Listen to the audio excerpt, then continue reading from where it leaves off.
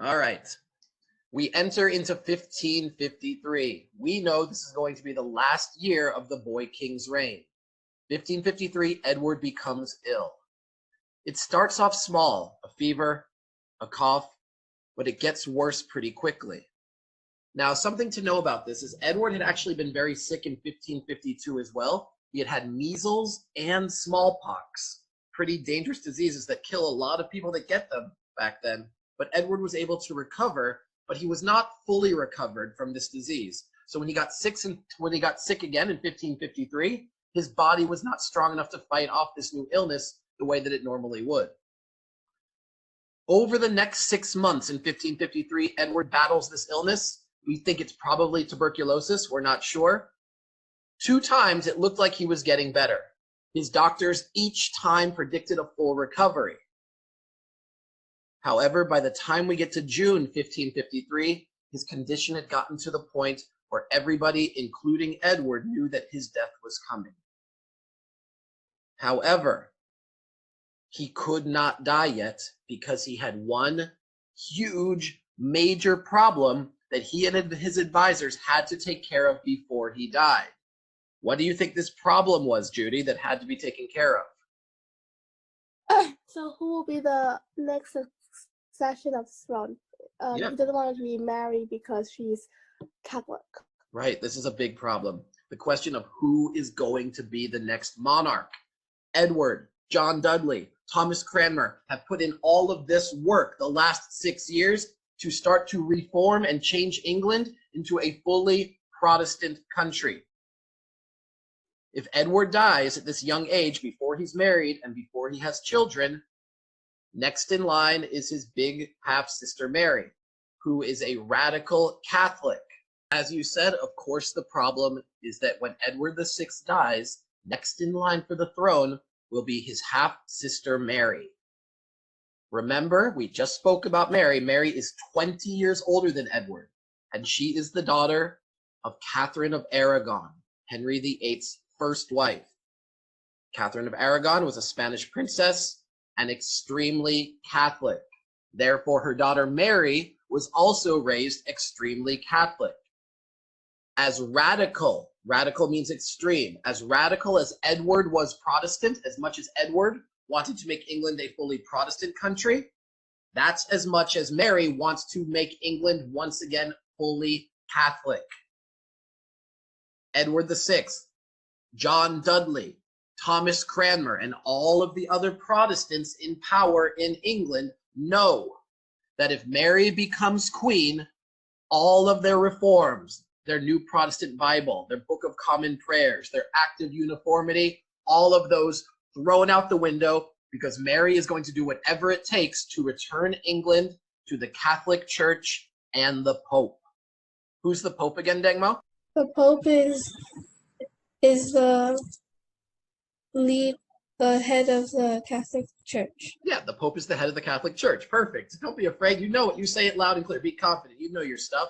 The Pope is the head of the Catholic Church, and Mary is going to return the Church of England to him, and they are going to become fully Catholic again.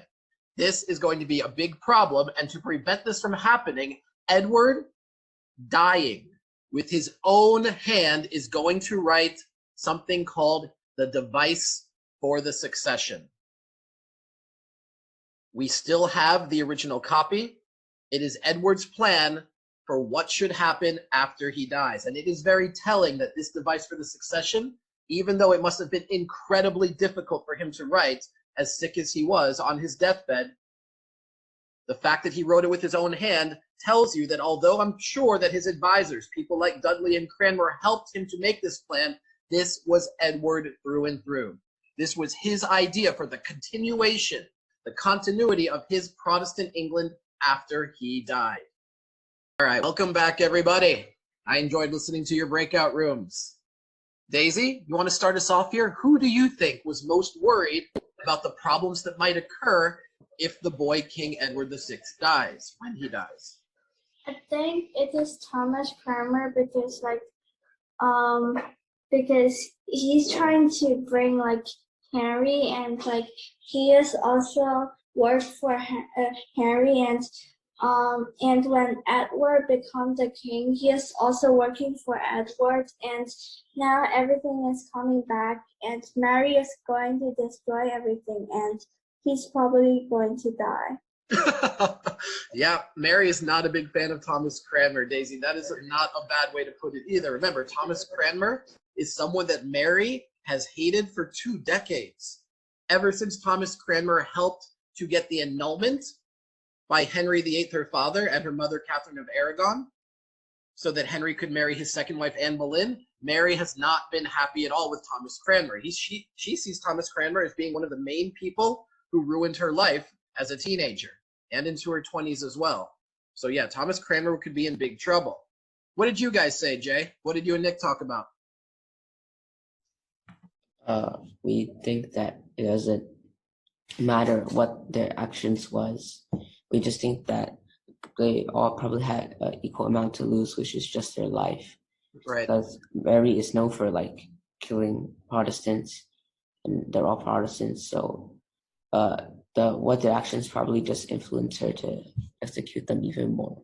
Yeah, I mean, we do know, being able to look backwards, that Mary is going to execute a huge number of Protestants, burning them alive for their religious beliefs. However, to be fair, she had not done anything like this before she was queen. I'm not sure that they knew that she was going to be this extreme in her dealing with Protestants after, but you are correct. Both of them knew that their lives were certainly at risk for what they had done in their role in turning England Protestant and what they had done even before during the reign of her father, Henry VIII.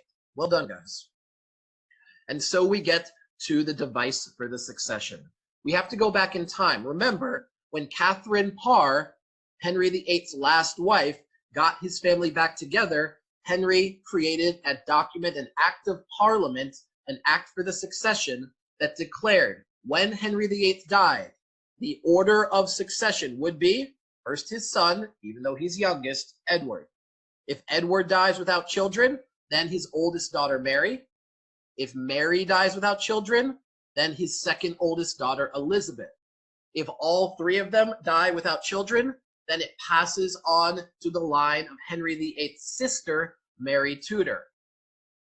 Of course, this is a problem because Mary comes after Edward and they have very, very different religious beliefs.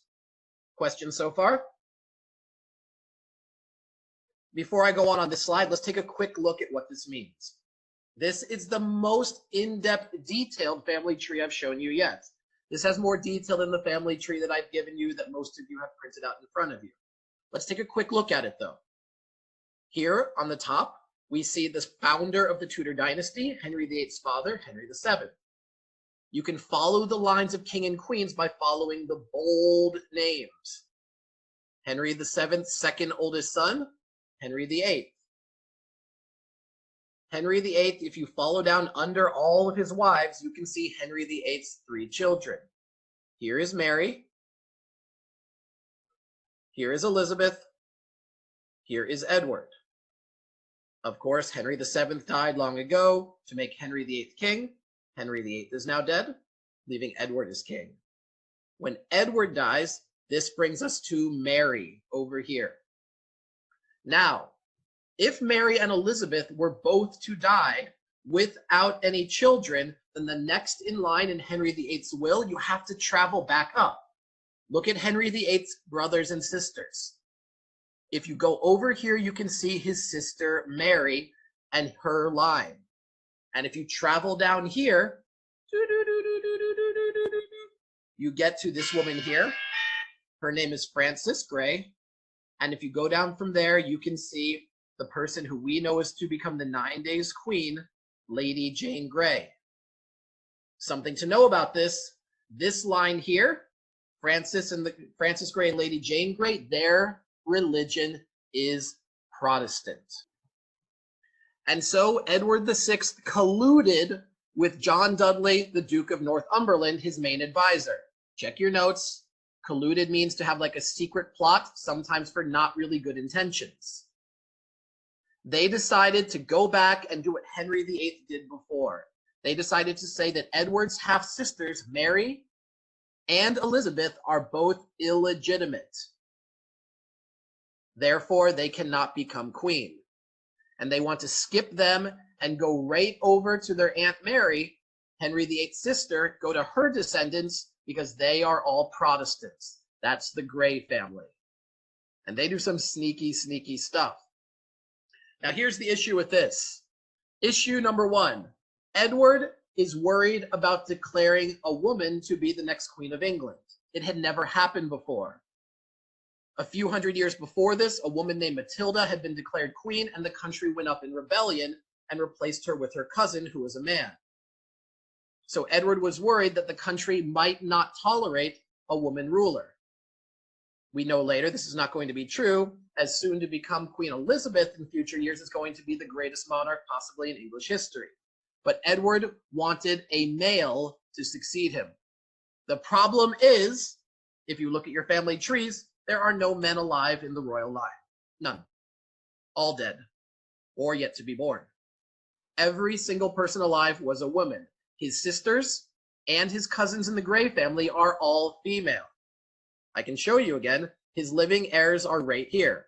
Mary, Elizabeth, Frances Grey, Jane Grey, and Jane Grey has two younger sisters, Catherine Grey and Mary Grey, all female. The problem with this is that all three of the Grey sisters are pretty young. Jane Grey's only 16, 17 at the time, and her sisters are younger than that. So Edward, in his device for the succession, says that Frances Grey's male heirs are going to be the next King of England. And so they quickly start to make a plan to get all of Frances Grey's daughters married as quick as possible, starting with the oldest one, Jane Grey. And John Dudley is there, and he's being sneaky. He decides Jane Grey has to be married, snap of the fingers, immediately. And who do you think John Dudley wants Lady Jane Grey to get married to? Remember, John Dudley wants more power. So who do you think John Dudley wants Lady Jane Grey to get married to here? Any guesses? Look at the slide if you want. I gave it to you. Who do you think, Dengmo? His son. Yeah, he decides Lady Jane Grey is going to marry his own son, whose name was Guildford Dudley. That means that John Dudley might be the grandfather of the King of England, or maybe even the father of the Queen of England. And he's hoping that since there's never been a queen regnant, a person who's queen in her own right, that if her son marries the queen, that he'll actually have the power of king, even though Jane Grey is not really going to ever let that happen. Questions so far? So, Edward's plan and John Dudley's plan is to hope that Edward can live long enough for Jane Grey and Guildford Dudley to have a son. And that son would become the next king. But do you think Edward has enough time to live for that, guys? No, you guys are all shaking your head. Edward is getting sicker and sicker, and it's clear that he doesn't have 9 months to wait for a baby boy to be born. And so Edward is going to make one of the biggest changes with one little flick of the pen in the history of the world. Dengmo, can you repeat that question again? So Lady Jane Grey and Henry Grey died at the same time. Why? Right, you're noticing that as well. Henry Grey is Lady Jane Grey's dad. If you're wondering if he's in line, he's not actually in line to be king because he's not part of the royal line. He just married into the royal line. So Henry Grey can't be king. The reason Henry Grey and Lady Jane Grey died the same year is because, to give you away the future, of course, Lady Jane Grey's attempt to be queen is going to fail. And then she's going to be put in jail. And when she's in jail, her father, Henry Grey, is going to start a rebellion against Mary to try to make his daughter queen again. And he's going to get caught. And then both he and his daughter, Lady Jane, are going to get their heads cut off for their role in the rebellion. Answer your question? Great question, Dengmo. Thank you. Any more questions, guys? That is Protestants. Can you repeat that question one more time, Nick? Would it be better if Edward decided that another noble become king instead of Mary? That is not in this family tree. Yeah, the problem was that people really did believe in the line of succession, or at least at least pretending that the legitimate person was actually king or queen, even though it didn't always happen. For example, even when they tried to make Lady Jane Grey queen, most people in the country wouldn't know who that is. Whereas everybody knew who the Princess Mary was. Mary had been princess since 1516. She was very well known, and in the north of England, she was loved and liked by the dominant Catholic population up there. The problem with making another noble king or queen is that people are not going to accept that person as the legitimate ruler. You with me, Nick? Yeah, but then why wouldn't Edward just let them all just vote? Oh, you want to vote, so you want to make this into a democracy. That would be an awesome idea. Eventually, England's going to do that, but they're not going to do it for another 400 years. They still believe that the king or queen is actually chosen by God to rule England, and they're not going to just vote for somebody to be king or queen, because that wouldn't be God deciding, that would be people deciding. And they need to at least pretend that it's God's chosen ruler and not someone they're just picking to be in charge, even though you're right, they are kind of playing games and making scandals and colluding to make Jane Grey, who doesn't look like she's really in line to be queen, into the next queen. I get what you're saying, Nick. That was really good. So they are trying not to let any they are trying not to let a Catholic be king or queen. Right. They need to make sure it remains Protestant. They want to continue Edward's work of making England a fully Protestant country. If a Catholic takes control, not only would the Catholic try to return England to the Roman Catholic Church with the Pope in charge, but their life is going to be in extreme danger for their role in making England Protestant. Really good questions, Nick. Good? So you said that people wants to believe that God chose the next people in next king or queen, and Mary is in the next is next in line. So and then the king is not a god, and then he chose that Jane becomes the queen. Right. I understand what you're saying. You're saying that how can they possibly choose Jane when Jane is not next in line, right? So everybody would know that this is not God's quote-unquote chosen ruler. The reason is they're being tricky, because when Mary had her mother get divorced or annulled from Henry VIII, they declared Mary to not be legitimate. They said that the marriage between Catherine and Henry never happened. Same thing with Elizabeth. When Anne Boleyn, Henry's second wife and Elizabeth's mom, got her head cut off, they declared that Henry and Anne had never really been married. According to this, it would mean that Mary and Elizabeth were not legitimate heirs because their parents weren't really married when they were born. Of course, later, Henry VIII took all of this back and said, actually, Mary and Elizabeth are okay and they are in the line of succession. But this doesn't fit Edward, John Dudley, and Thomas Cranmer's plan. So they redeclare Henry's old ideas and say Mary and Elizabeth can't be queen as an excuse for skipping them. They're saying that God actually wouldn't be okay with Mary and Elizabeth being queen because their parents weren't actually married. Of course, it doesn't really matter. It's just a matter of opinion. Of course, the Catholics are going to say Mary should be queen. The Protestants are going to say Jane Grey should be queen. It's not really a matter of who's right or who's wrong or what God wants. It's a matter of what your religious belief is. You with me? All right, good. You see in front of you the original device for the succession written by the dying boy king, Edward VI. It's an amazing document that we have that we can still analyze today, that we can actually read Edward's own writing and the process that he went through before he died. Let's look at the most important part of this document. Let me turn on my annotate feature. As you can see on top, my device for the succession. He says, for lack of issue of my body. That means issue means his own children. He's saying, if I don't have children before I die, he says, to the Lady Frances, heirs male.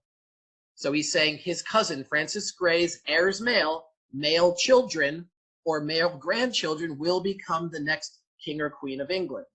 But we know, did Francis Grey have any sons, Jay? Did Francis Grey have any sons? I think No. No, she had 3 daughters.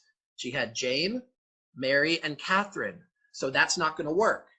So Edward goes to the next line and says, if Francis doesn't have any children, we go to Francis' oldest daughter, Lady Jane, heirs male. Once again, it goes to Lady Jane Grey's children, her son. But once again, Judy, do we have enough time for Lady Jane Grey and Guildford Dudley to make a son? No. Edward's dying. It takes at least 9 months to make a son. There's no time for this. Edward, right before he died, put a little caret right here and wrote these 2 words that changed history. Can you read those 2 words for me, please, Dangmo? And her. And her. Do you guys see the importance of those 2 words that he added in after he wrote the document? Instead of Lady Jane Grey's heirs male, instead of Lady Jane Grey's sons, it says Lady Jane Grey and her sons. Therefore, with those 2 words, Edward made Lady Jane Grey the possible successor to the throne of England. And with that, we set the stage for the next chapter in the Tudor dynasty, because the next 3 monarchs are all going to be female.